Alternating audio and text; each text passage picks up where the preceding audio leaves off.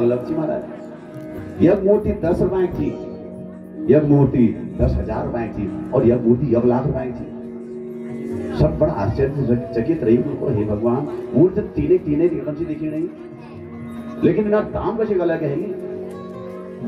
व्यापारी को भैया तुम खुद छाट को 1 लाख एक वो 10 रुपए एक। अब लोग छाटन पड़ी कही कि क्या अंदाज है सब देखो यकन जी भाई कसी अंदाज आओ।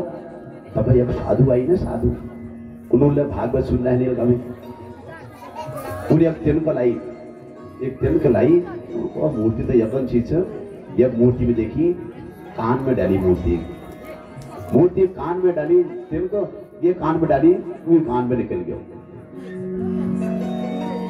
साधु समझी यह मूर्ति मात्र 10 रुपए से महाराज, इनको महाराज ये 10 रुपए से। आप दूसरी मूर्ति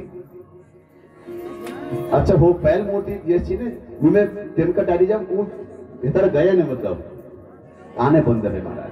आप दूसरी मूर्ति में जब चेक करी वो मूर्ति में डाली ये कान में डाली वो कान में निकल गया महाराज। बाबा जी बचाने की महाराज ये 10,000 रुपए मूर्ति से। अब तीसरी मूर्ति कैसी तो 1 लाख एक चीज उन्होंने कान में सुन को डाली और तिल को डालते डालते वो ये कान में निकल बल्कि वो हृदय में उतर गया महाराज। बाबा जी समझ गई कि यो 1 लाख रुपए वही हालत हमें तो महाराज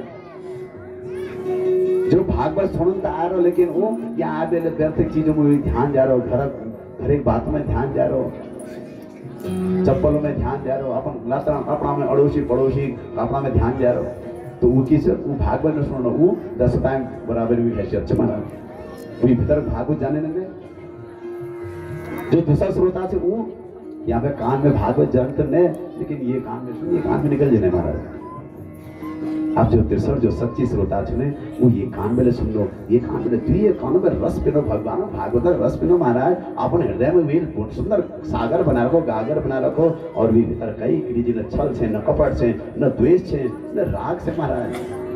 बस मेरे हृदय में तो मेरा भगवान भेटा यश भाव जय सुने वही भागवत कपाल महाराज। तो तबे भागवत में सुखदेव भागवत भगवान वेद व्यास को नहीं, अरे रसिको अरे भाव को आओ आओ खूब इस भागवत रस को पियो। कब तक पियो जब तक जीवन है तब तक पीते रहो महाराज। जहां मिलते जैसे मिले वैसे भागवत का रस पीते रहो। क्यों? क्योंकि भागवत कल्पद्रुम है, भागवत का रस कल्पद्रुम है महाराज। भागवत का नया नया अर्थ प्रकट होते रहता है महाराज। इसमें से एक ही श्लोक के संत गुणीजन साधक जन एक ही श्लोक के न जाने कितने अर्थ कर देते हैं, इसलिए ये कल्प वृक्ष है।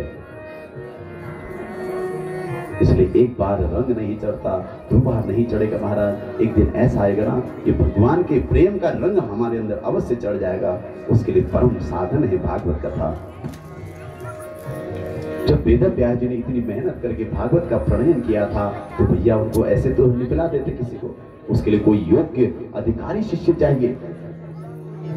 तो चारों तरफ देखा तो कोई और याद नहीं आया। वेद व्यास जी को अपना ही बेटा याद आ गया। कौन था उनका बेटा? वेद व्यास जी का बेटा कौन था? किसी को याद है? किसी को याद नहीं था। अरे वही वेद व्यास जी का परम वीतरागी संत सुखदेव जो मां के गर्भ से जन्म लेते ही 12 वर्ष बाद निकला तो सीधे गिरी कंदराओं में तपस्या करने चला गया। वेद व्यास जी ने कहा अरे इससे बड़ा वैरागी कौन होगा, इससे बड़ा अधिकारी कौन होगा।